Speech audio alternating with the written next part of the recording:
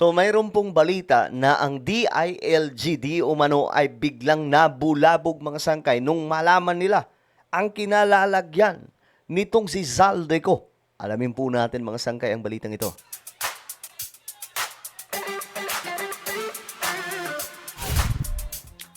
Hey guys, what's up? This is me. I'm back for another vlog today. Okay, ito nga po mga sangkay, meron po tayong update tungkol po dito kay Zaldico, no, na pugante.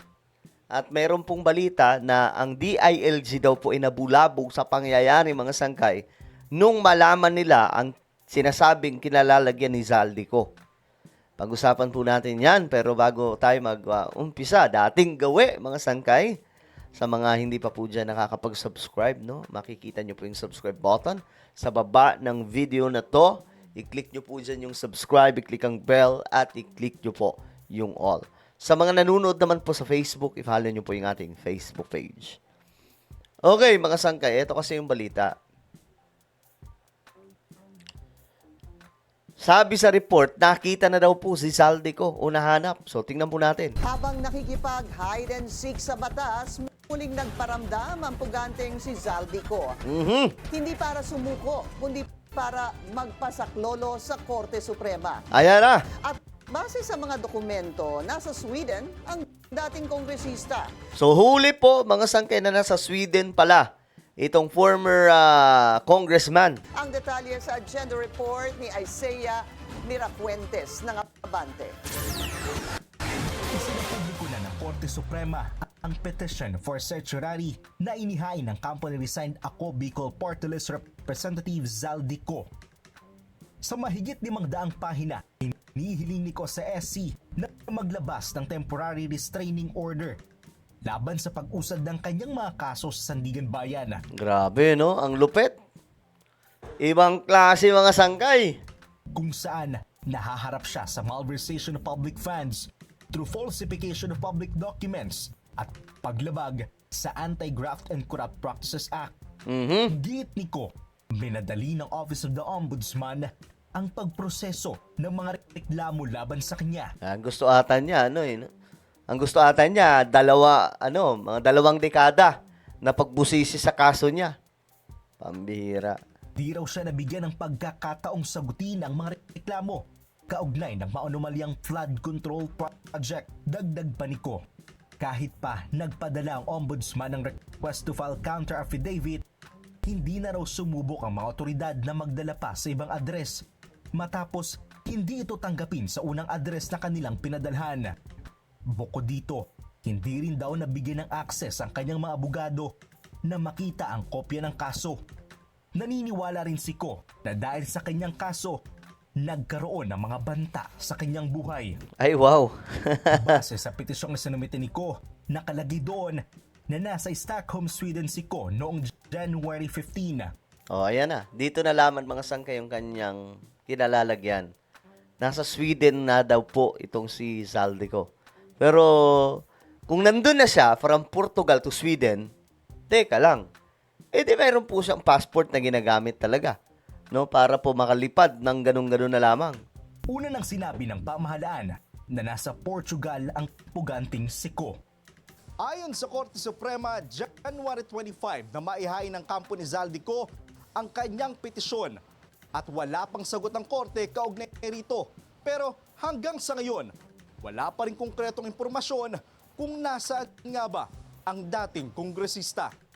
Para sa agenda. Okay, ngayon mga sangkay, dahil po sa nalaman na yan, ito na. Dahil nalaman nila na nasa Sweden pala. Ngayon mga sangkay, ito ang balita. Raw paiigtingin ng gobyerno ang pagtugis sa pugante si Zaldico kasunod ng impormasyong nagpunta siyang Sweden. Ayon kay DILG Secretary John Vic Rimulya, plano nilang ipa-red flag sa Interpol ang foreign passport ng dating kongresista. Nasa frontline ang balitang yan si Brian Castillo. Isinapubliko ng Supreme Court ang petisyong inihain ni dating Ako Bicol Party List Representative Zaldico laban sa Office of the Ombudsman. Dito nakasaad na nasa Stockholm, Sweden noong January 15 ang dating kongresista. So ngayon, kung nandun siya, mga sangkay, ibig sabihin may passport. May foreign passport.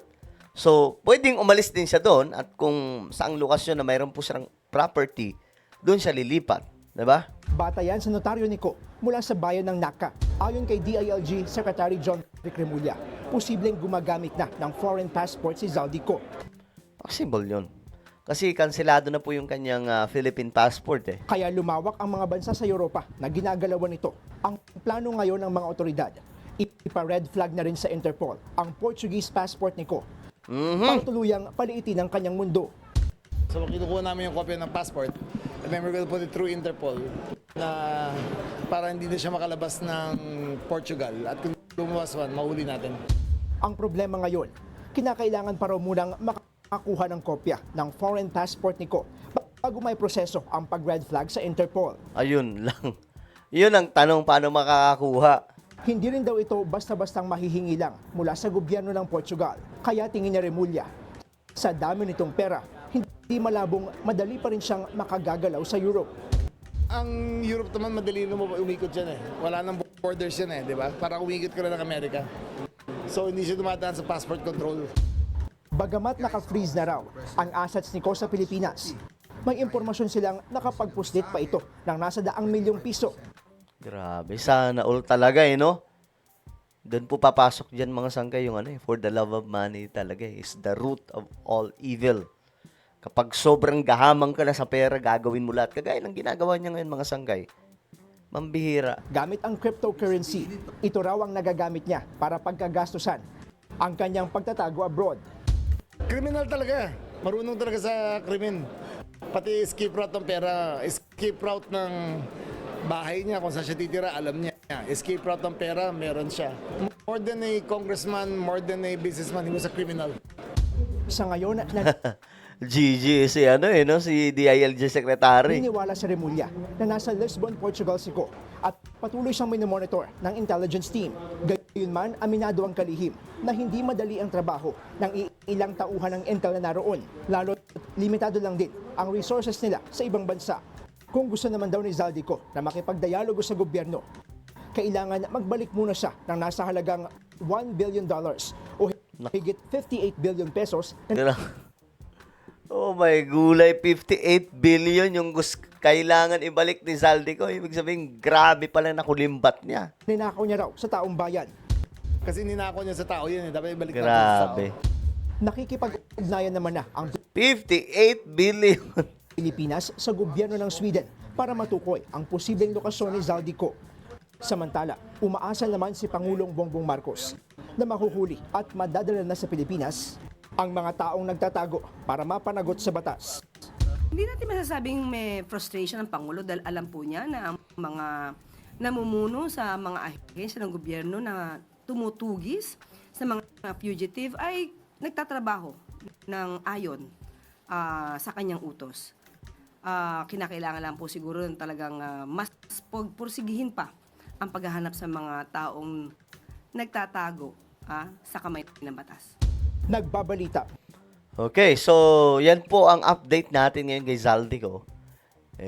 Tingnan natin kung mahuhuli itong mga sangkay sa gagawin ng DILG ngayon. Kasi ang balita po natin, nabulabog daw po talaga yung DILG. Nagulat sila kasi meron pong petition itong si Zaldico. Doon nalaman mga sangkay yung address kung nasaan siya at that time. So ano po ang inyong opinion mga sangkay? Comment down below. Meron po tayong YouTube channel, Sangkay Revelation. Hanapin nyo po ito ngayon sa YouTube. Kapag nakita nyo na, i-click nyo po yung subscribe, i-click ang bell, at i-click nyo po yung all. Ako na po ay magpapaalam. Mag-iingat pong lahat. God bless everyone.